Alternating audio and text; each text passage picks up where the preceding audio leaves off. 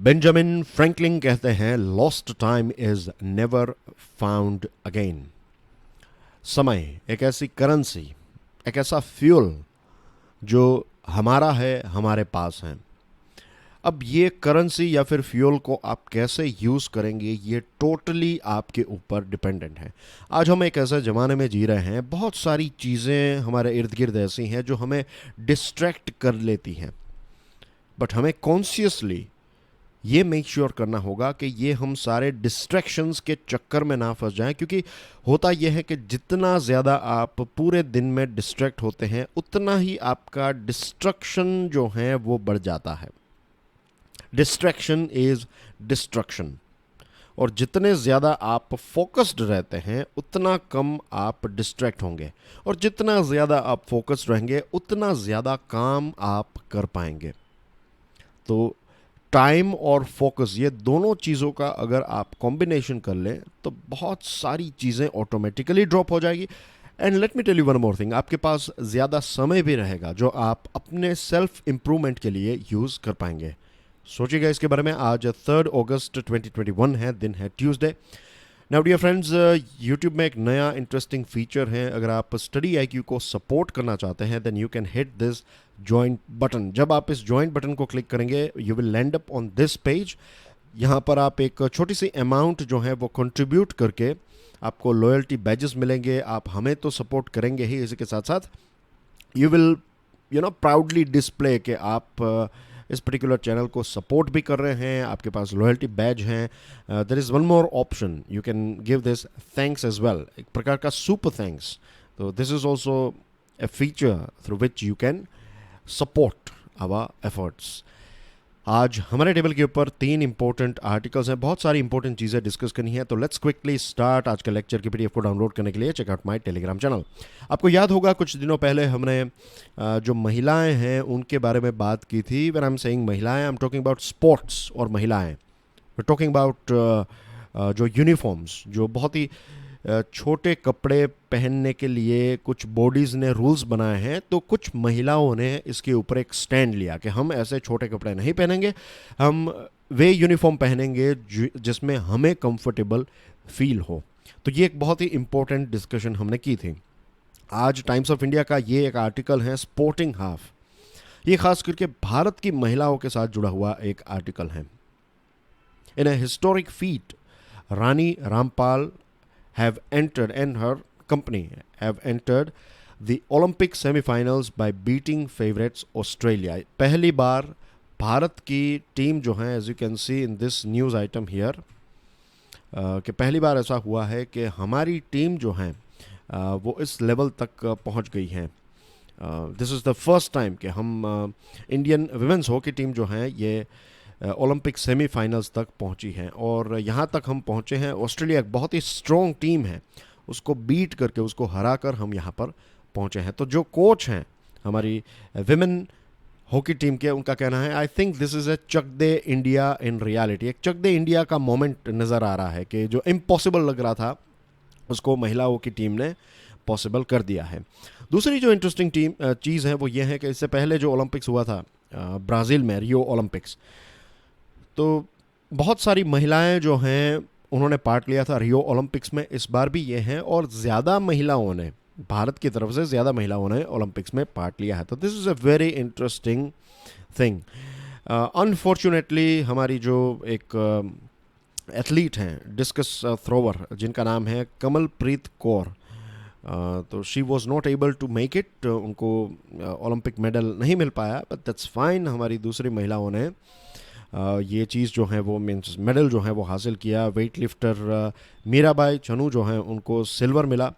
फिर PV सिंधु जो हैं उनको बैडमिंटन में ब्रॉन्ज मिला।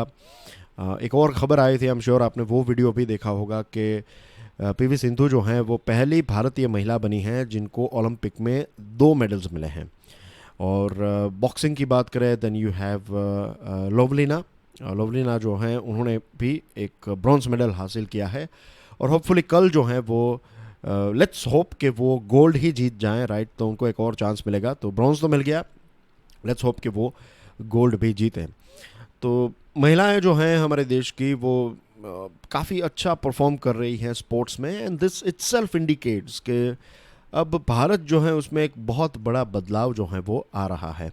साइना नेहवाल ने 2012 में जो लंदन में ओलंपिक्स हुआ था तो उसमें उन्होंने ब्रॉन्ज जीता, और 2016 में फिर सिंधु जो है, पीवी सिंधु, उन्होंने रियो में सिल्वर जीता। तो एक ही स्पोर्ट्स में एक महिला यहाँ तक पहुँची, उसके बाद दूसरी जो महिला है वो एक स्टेप हायर, ब्रॉन्ज से एक स्टेप हायर होता है सिल्वर, तो वहाँ तक पहुँची। दिस इटसेल्फ इंडिकेट्स कि धीरे धीरे एक महिला कहीं पर पहुंचती है, फिर उसके बाद जो दूसरी महिलाएं उनसे इंस्पायर होकर उस स्पोर्ट्स में आगे बढ़ती हैं, तो they are achieving higher standards. I think overall जो ट्रेनिंग है, उनको जो फैसिलिटीज़ दी जाती हैं, ये सारी चीज़ें जो हैं वो धीरे धीरे इम्प्रूव होती जाती हैं। When someone breaks the ice, जब कोई एक व्यक्ति एक लेवल तक पहुंच जाता है एक देश से, तो फिर उस पूरे पूरे स्पोर्ट्स को एक नया जीवन दान मिलता है। हमारे देश में ख़ास करके ये एक बहुत बड़ी चीज़ है, बिकॉज वी नो कि हमारे देश में महिलाओं को बहुत सारे इश्यूज़ जो हैं, ख़ास करके I am talking about sports women, right, उनको बहुत सारे इश्यूज़ फेस करने पड़ते हैं। It's not that easy.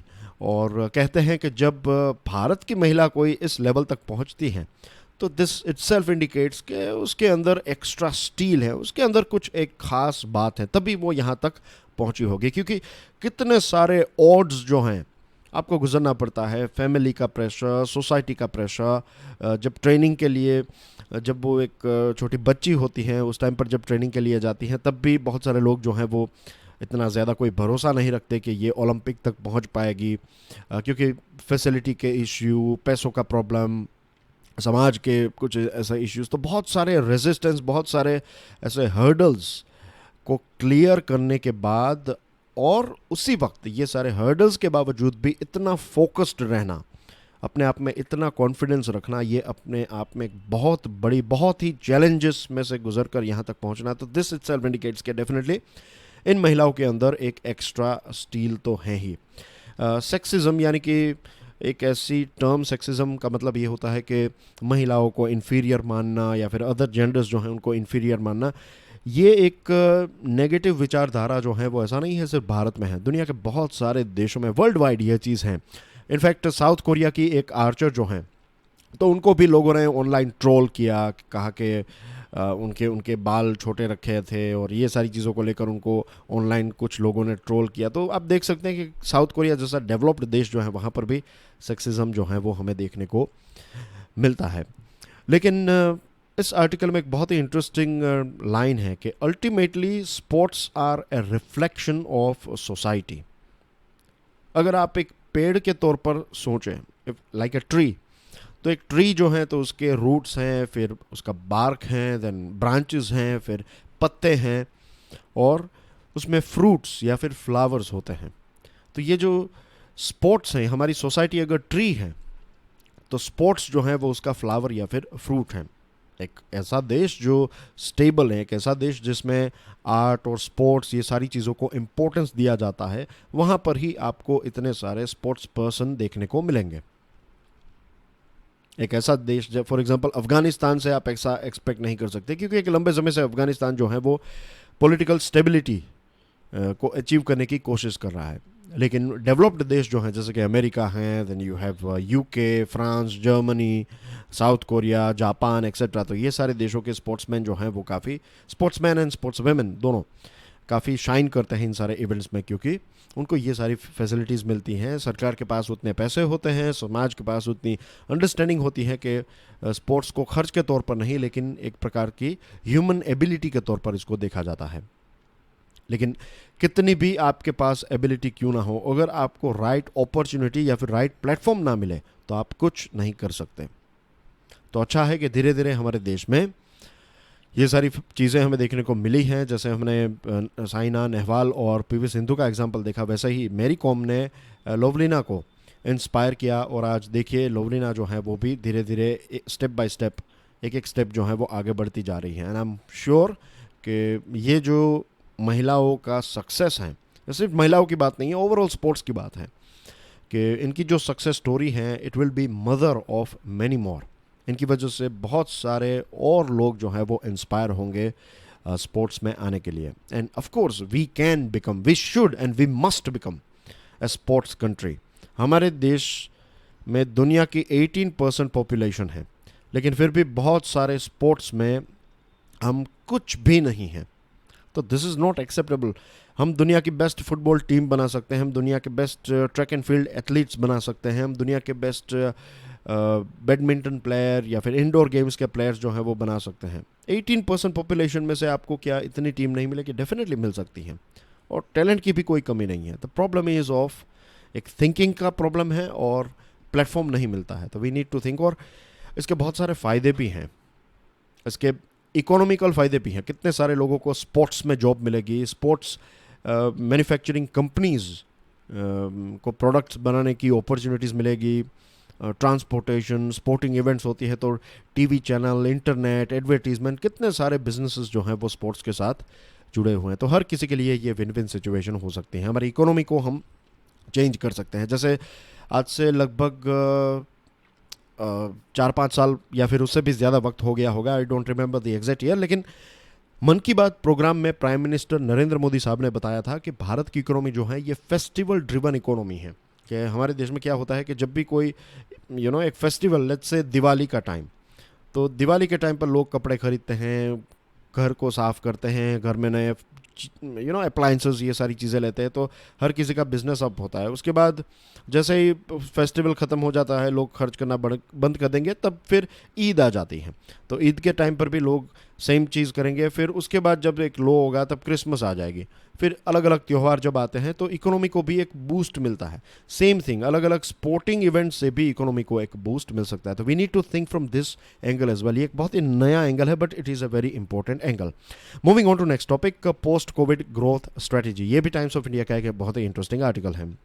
आज से 3 दशक पहले 1991 में भारत ने एलपीजी यानी कि लिबरलाइजेशन, प्राइवेटाइजेशन एंड ग्लोबलाइजेशन, ये कुछ बड़े रिफॉर्म्स जो हैं वो हमने किए। हमारी इकोनॉमी उस टाइम पर क्लोज्ड इकोनॉमी थी। हम दूसरे देशों की कंपनीज को हमारे देश में अलाउ नहीं करते थे। हमारे देश की ही कुछ कंपनीज थी, लेकिन उसके बाद हमने एलपीजी रिफॉर्म्स को एक्सेप्ट किया, एक ओपन इकोनॉमी बने, और आज देखिए दुनिया के सारे अलग अलग प्रोडक्ट्स जो हैं वो हमारे देश में देखने को मिलते हैं। पहले ऐसा वक्त था कि अमेरिका से कोई रिलेटिव आता था और वो कुछ चीज़ें लेकर आते थे तो हम ऑ स्ट्रक हो जाते थे, we were very fascinated by those things. लेकिन आज वो सारी चीज़ें जो फॉरेन में मिलती हैं, वो सारे डेवलप्ड देशों में मिलती है, वो सारी चीज़ें ऑनलाइन या फिर हमारे देश में आपको अच्छी क्वालिटी की चीज़ें जो है एक राइट प्राइस में मिल जाती हैं। तो इसका काफ़ी फ़ायदा भी हुआ है, नो डाउट। अब हमें चाहिए कि देखिए, कोविड-19 के आने से पहले भी हमारी इकोनॉमी जो है वो इतनी ज़्यादा स्ट्रॉन्ग, या फिर ग्रोथ रेट जो है वो इतना ज़्यादा स्ट्रॉन्ग नहीं था। बहुत सारे लोगों की वैसे भी जॉब्स जा रही थी, इतनी ज़्यादा जॉब्स जनरेट नहीं हो रही थी, और ऊपर से आया कोविड-19 पैंडेमिक। तो पैंडेमिक की वजह से एक बहुत बड़ा एक डिस्ट्रक्शन तो देखने को मिला ही है। तो अब हमें चाहिए कि हम अर्जेंटली जॉब्स जिन लोगों की चली गई हैं उनको वापस जॉब मिल जाए, नई जॉब्स जनरेट हों, लोगों की इनकम जो है वो कम हो गई है तो ये इनकम भी इंक्रीज़ हो जाए, और जो पब्लिक डेट है यानी कि जो एक प्रकार का कर्ज है वो भी कम हो जाए। तो ये सारी चीज़ें हम कैसे करेंगे, इसको लेकर ये एक आर्टिकल है। बेसिकली कि कोविड के बाद हमारी ग्रोथ को लेकर, इकोनॉमी में ग्रोथ आए तो इसकी स्ट्रेटेजी क्या होनी चाहिए, ये बहुत ही अच्छी तरीके से इस आर्टिकल में समझाया है। There is a reflexive consensus among analysts that consumption and private investment will step up to the plate. Consumption, what is consumption? Consumption यानी कि मैं और आप जो खर्च करते हैं, मोटरसाइकिल और कार में हम फ्यूल फिलअप करते हैं, इलेक्ट्रिसिटी यूज़ करते हैं, खाने पीने की चीज़ें खरीदते हैं, मोबाइल रिचार्ज करते हैं, नया मोबाइल फ़ोन खरीदते हैं, कंप्यूटर, किताबें, home appliances, right, खाने पीने की चीज़ें, there are so many things that we buy. तो अगर आप की इनकम अच्छी है, if you are earning good amount, तो फिर आप ये सारे खर्च जो हैं वो कर पाएंगे। जस्ट इमेजिन कि आपने एक नई एक पेन ली, और एक ही दिन में आपने एक नई बॉल पेन ली है, आपने नया एक शर्ट लिया है, एक शूज़ की पेयर ली है आपने, फिर घर के लिए एक अप्लाइंस लिया है, कुछ दिनों के बाद अपने खाने पीने, तो ऑल दिस थिंग्स, ये सारी चीज़ें जो हैं, ये कितनी सारी इंडस्ट्रीज़ उसके साथ जुड़ी हुई हैं। आप एक बॉल पेन लेते हैं तो इंक बनाने वाली कंपनी जो उसका पॉइंट है, तो वो स्टील बनाने वाला, स्टील रॉ मटेरियल जो स्टील बनाती है कंपनी, स्टील मैन्युफैक्चरर, फिर वो किसी और कंपनी को देगी, वो कंपनी उनके पॉइंट्स बनाएंगे और फिर ये पॉइंट्स पेन मैन्युफैक्चरर को दिए जाएंगे, फिर प्लास्टिक बनाने वाली कंपनी, एडवर्टीजमेंट कंपनी, इंक, और कितनी सारी कंपनीज को आप जब एक बॉल पेन खरीदेंगे तब फ़ायदा होगा। और अगेन रिमेंबर कि हमारे देश में 18% दुनिया की पॉपुलेशन है, तो इसमें से लेट्स से अगर 5 लाख लोगों ने भी आपकी बॉल पेन खरीदी, then you are a big hit, isn't it? आपके 5 लाख प्रोडक्ट्स जो हैं, 5 लाख यूनिट्स जो हैं, वो आप बेच पाए। Same thing goes with motorcycle, home appliances, etcetera etcetera. तो कंजम्पशन, जब लोग एक एक इंडिविजुअल चीज़ें खरीदते हैं मार्केट में से, चाहे वो चीज़ें हो चाहे सर्विसेज हो, तो उससे ये सारी कंपनीज़ का काम जो है वो चलता है। और प्राइवेट इन्वेस्टमेंट, यानी कि नई नई कंपनीज हमारे देश में एस्टैब्लिश हों, या फिर कोई एक कंपनी है, उनकी 2-3 ब्रांचें अलग अलग जगहों पर खुले, इसका मतलब वहाँ पर भी जॉब्स जनरेट होगी, वहाँ पर उन प्रोडक्ट्स की डिमांड है, सर्विस की डिमांड है, तो हर किसी का फ़ायदा होगा। फिर ये कंजम्पशन जब आप करते हैं तो टैक्स बेस में लगता है, तो सरकार को भी जीएसटी का फ़ायदा मिलेगा। प्राइवेट इन्वेस्टमेंट जब होता है तब भी आपने ज़मीन खरीदी या फिर दुकान खरीदी तो उसके ऊपर टैक्स होता है। फिर आपने कितने सारे इलेक्ट्रिसिटी फिर आप करेंगे, उसका कनेक्शन लेंगे, तो हर किसी को इसमें विन विन एक फ़ायदा होता है। तो कंजम्पशन जो है उसको इम्पोर्टेंस देने की बात तो एक चल रही है। कहते हैं कि कंजम्पशन और प्राइवेट इन्वेस्टमेंट जब बढ़ेगा तब ऑटोमेटिकली पोस्ट कोविड के बाद हमारी इकोनॉमी जो है वो ग्रोथ का जो ट्रैक है उसमें आ जाएगी। अब कंजम्पशन जो है एक लंबे समय से, पिछले 1 दशक की बात करें तो कंजम्पशन से ही सारा ग्रोथ जो है वो हमें देखने को मिला है। लेकिन उसके बाद एक ऐसी चीज़ हुई कि धीरे धीरे कंजम्पशन जो है वो भी डाउन होने लगा। To understand why, one needs to analyze India's growth dynamics this millennium. हुआ ये कि धीरे धीरे लोगों की इनकम 2012 के बाद अगर आप देखें तो लोगों की इनकम जो है वो धीरे धीरे कम होने लगी, ग्रोथ जो है वो थोड़ा कम हो गया। तो इसकी वजह से हुआ ये कि लोगों की खरीदने की जो कैपेसिटी है वो कम हो गई, तो कंजम्पशन भी कम हो गया।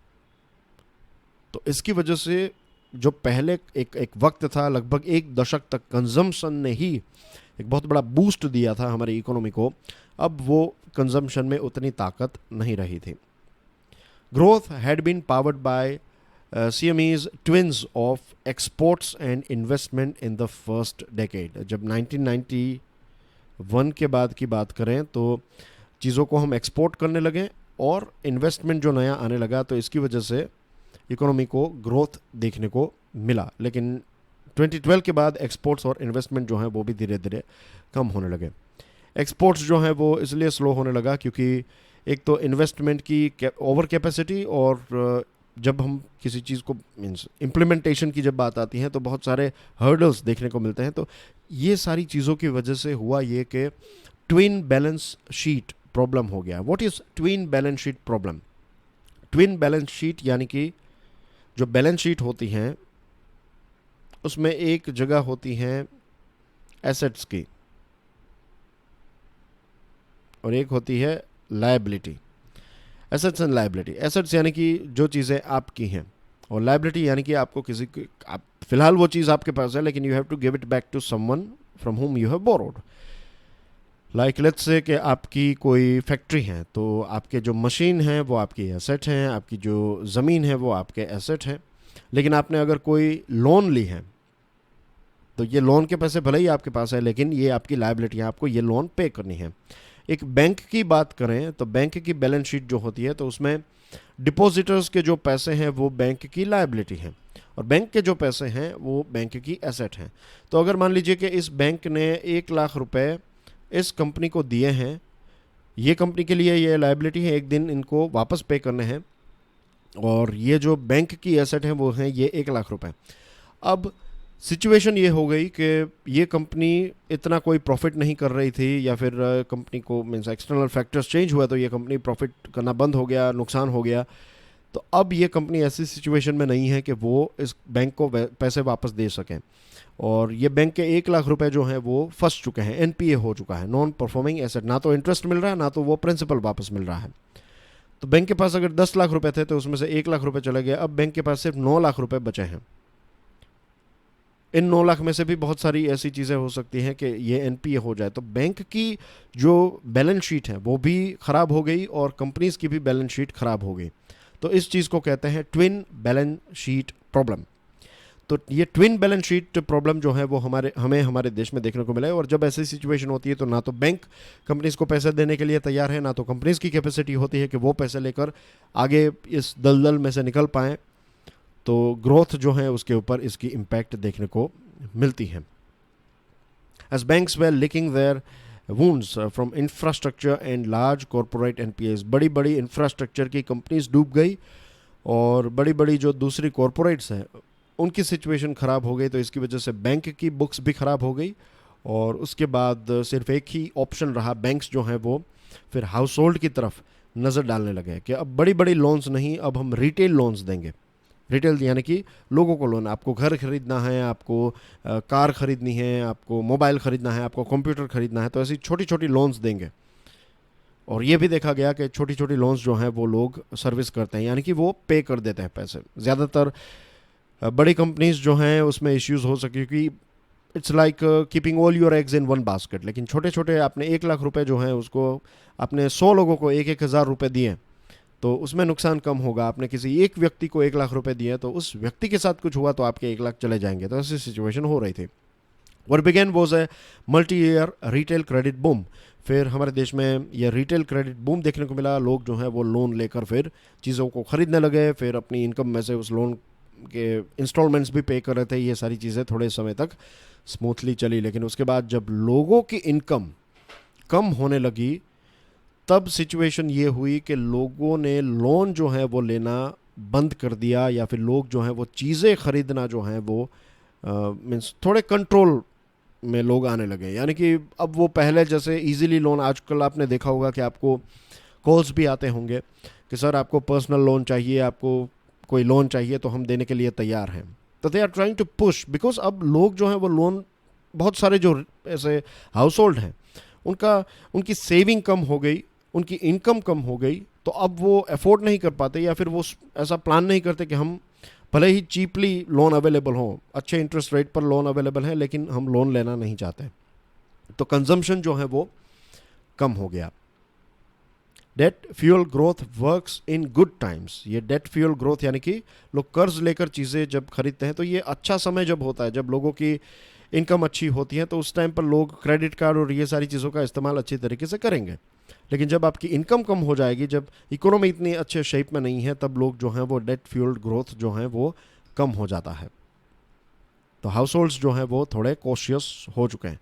तो what we should do now, अब हमें क्या करना चाहिए। रिटेल आरबीआई का जो कंज्यूमर कॉन्फिडेंस सर्वे है वो भी ये कहता है कि पेंडेमिक की वजह से लोग जो हैं वो अब ये रिटेल लोन्स और ये सारी चीज़ें लेने के लिए तैयार नहीं है। तो इसका एक सॉल्यूशन जो इस पर्टिकुलर आर्टिकल में दिया गया है वो ये है कि गवर्नमेंट एक्सपेंडिचर या फिर गवर्नमेंट कैपिटल एक्सपेंडिचर, जिसको गवर्नमेंट कैपेक्स कहते हैं, और एक्सपोर्ट्स, ये दो ऐसी चीज़ें हैं। अगर इन दो चीज़ों के ऊपर हम फोकस करें तो उसके बाद ये होगा कि प्राइवेट इन्वेस्टमेंट भी बढ़ेगा, और प्राइवेट इन्वेस्टमेंट जब बढ़ेगा तब जॉब्स जनरेट होगी, जॉब्स जनरेट होगी तब लोगों की इनकम इंक्रीज होगी, इनकम इंक्रीज होगी तो लोग फिर ये गुड टाइम आएगा तो बैंक की रिटेल लोन्स भी चलेगी, तो हर कोई जो है वो विन विन सिचुएशन में आ जाएगा। तो इसके लिए सबसे पहले तो सरकार को जो है वो इन्वेस्टमेंट, सरकारी इन्वेस्टमेंट यानी कि पब्लिक एक्सपेंडिचर इंक्रीज़ करने की आवश्यकता है, और इसके साथ साथ हमें एक्सपोर्ट्स के ऊपर भी फोकस करना होगा। ये कहते हैं कि आने वाले 1.5 या 2 सालों की बात करें तो ग्लोबल जो ग्रोथ है वो काफ़ी अच्छा रहेगा। Global economy is witnessing it's strongest growth in 80 years. Global economy में स्ट्रॉन्गेस्ट ग्रोथ अभी फ़िलहाल नज़र आ रहा है। बहुत सारी जगहों पर डेल्टा वायरस का कंसर्न भी है, लेकिन वैक्सीनेशन भी चल रही है, तो ये सारी वैक्सीनेशन की वजह से लोगों के अंदर कॉन्फिडेंस आएगा। मार्केट और जो इकोनॉमी है वो फिर से, लॉकडाउन जो है वो चला गया है, नॉर्मली हर जगह पर मोस्टली लॉकडाउन जो है वो जा रहा है, तो नए प्रोडक्ट्स की और सर्विसेज की डिमांड होगी, फिर से एक रिजुविनेशन हो रहा है। तो this is the right time कि हम हमारे एक्सपोर्ट्स के ऊपर फोकस करें, और एक्सपोर्ट्स के साथ साथ सिर्फ एक्सपोर्ट्स से कुछ नहीं होगा, एक्सपोर्ट्स के साथ साथ सरकार को कैपिटल एक्सपेंडिचर करना होगा, फिजिकल और सोशल इंफ्रास्ट्रक्चर जैसे कि नए रोड्स, ब्रिजेस, नई स्कूल्स, हॉस्पिटल्स, ये सारा इंफ्रास्ट्रक्चर जब मीन्स इंफ्रास्ट्रक्चर में जब पैसे इन्वेस्ट करेगी सरकार तो नई जॉब्स जनरेट होगी एंड अगेन वो साइकिल जो वर्च्यूस साइकिल है वो चलने लगेगी। तो एक्सपोर्ट्स और पब्लिक इन्वेस्टमेंट, ये दो चीज़ें फिलहाल हम करें। जब ये हम करेंगे तो ऑटोमेटिकली प्राइवेट इन्वेस्टमेंट भी आएगा, और जब प्राइवेट इन्वेस्टमेंट आएगा तो फिर सारी चीज़ें बैक टू नॉर्मल हो जाएगी। 3 चीज़ें यहाँ पर रेकमेंड की गई हैं for boosting growth and jobs. एक है strong and sustained public investment, के सरकार को पैसे इन्वेस्ट करने पड़ेंगे। Second, reforming the financial system and strengthening resolution mechanism of IBC. कुछ दिनों पहले मैंने आईबीसी के बारे में विस्तार से चर्चा की थी। And the third one is cultivating an open trade environment conducive to export led job creating.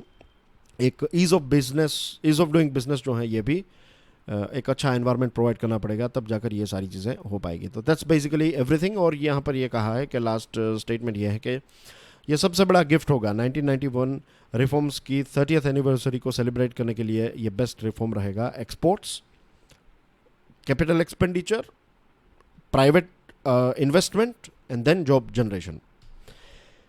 Power play pioneer का ये आर्टिकल है। It's about Gilgit Baltistan. Now ये देखिए, ये भारत का एक प्रॉपर मैप है। मैं यहाँ पर इस रीजन की बात कर रहा हूँ, right. This is proper map of India, official भी आप कह सकते हैं। लद्दाख और जम्मू एंड कश्मीर हमारी 2 नई यूनियन टेरिटरीज हैं, एज यू कैन सी।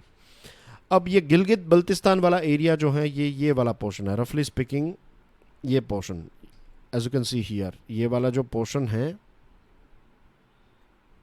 ये गिलगित बल्तिस्तान वाला एरिया है। As you can see this is Gilgit. तो ये गिलगित बल्तिस्तान वाला एरिया फिलहाल पीओ के हैं, यानी कि पाकिस्तान ऑक्यूपाइड कश्मीर का पार्ट है। अब पाकिस्तान की सरकार ने इसको प्रोविजनल प्रोविंस के तौर पर डिक्लेयर किया है।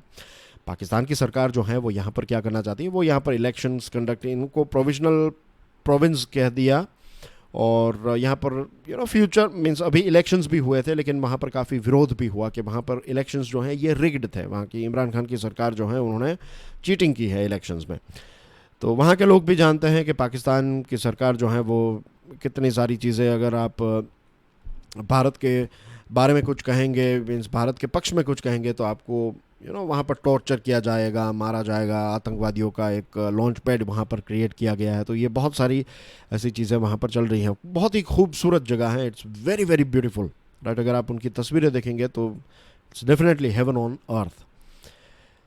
अब ये जो रीजन है इसमें पाकिस्तान और चाइना दोनों इंटरेस्टेड है। ये पोर्शन किसका है, ये हमारे देश का रीजन है, फिलहाल पाकिस्तान के कंट्रोल में है, लेकिन पाकिस्तान और चाइना दोनों इसमें इंटरेस्टेड हैं। ये वाला रीजन जो है ये अकेला ऐसा रीजन है जहाँ पर चाइना और पाकिस्तान की बॉर्डर एक दूसरे में, क्योंकि ये पाकिस्तान के कंट्रोल में है तो यहाँ पर उनकी बॉर्डर एक दूसरे के साथ टच होती है। यहाँ पर आप देख सकते हैं कि अफगानिस्तान के साथ भी ये बॉर्डर जो है वो टच होती है। फिर चाइना का ये जो सिंजियान ऑटोनोमस रीजन है, जहाँ पर वो ग्वादर और सिंजियान को एक दूसरे के साथ कनेक्ट करना चाहते हैं, तो ये चाइना पाकिस्तान इकोनॉमिक कॉरिडोर ये यहाँ से गुजरता है। जो कैन सी ये कसगार नाम की जगह है और ये ग्वादर है। तो ये दोनों को कनेक्ट करने के लिए ये वाला पोर्शन जो है वो यूज़ किया जाता है। गिलगित बल्तिस्तान वाला रीजन जो है यहाँ से ये गुजरता है। और चाइना, ये पर्शियन गल्फ, थोड़े हम यहाँ पर जाएं आगे तो ईरान का जो ये पर्शियन गल्फ है, तो ये पर्शियन गल्फ यानी कि यहाँ का ऑयल जो है वो डायरेक्टली यहाँ से लेकर फिर ट्रांसपोर्ट करके चाइना के इस पार्ट तक पहुँचाने में ये वाला रास्ता जो है CPEC ये काफ़ी सही रहता है चाइना और पाकिस्तान के लिए, खास करके चाइना के लिए। और इसीलिए उन्होंने यहाँ पर कुछ लगभग $46 बिलियन इसमें इन्वेस्ट किए हैं। और अगर ये पोर्शन उनके हाथ से चला गया, पाकिस्तान के हाथ से, और भारत के कब्जे में आ गया, तो ये पूरा प्रोजेक्ट जो है वो फेल हो जाएगा। तो चाइना के लिए भी ये बहुत ही इम्पोर्टेंट है। अब आज से लगभग 1 दशक पहले ये नेमलेस रीजन था, इसको मोस्टली नॉर्दर्न एरियाज़ कहते थे, लेकिन अब जो पाकिस्तान है वो इसको पाकिस्तान ऑक्यूपाइड कश्मीर कहता है, और ख़ुद की एक कॉन्स्टिट्यूंसी और ये सारी चीज़ों के बारे में बात करता है। 2009 में Gilgit Baltistan empowerment and self governance order जो है वो पास किया गया। भारत ने क्लियरली बता दिया है कि आज नहीं तो कल ये पोर्शन जो है वो हमारे पास आ जाएगा, हम इसको वापस ले लेंगे, because this belongs to us. तो 2016 में नरेंद्र मोदी साहब ने अपने पार्लियामेंट की स्पीच में भी कहा था। 2017 में ब्रिटिश पार्लियामेंट ने यह कहा था कि ये गिलगित बल्तिस्तान वाला एरिया जो है वो भारत का है। तो ये सारे इश्यूज चल रहे हैं और चाइना की आर्मी यहाँ पर काफ़ी प्रेजेंट हो चुकी है और ये हमारे लिए भी एक बहुत बड़ा चैलेंज है। And that's everything in today's discussion. Right, PDF को डाउनलोड करने के बाद आप प्लीज़ क्वेश्चंस को एक बार देख लीजिए।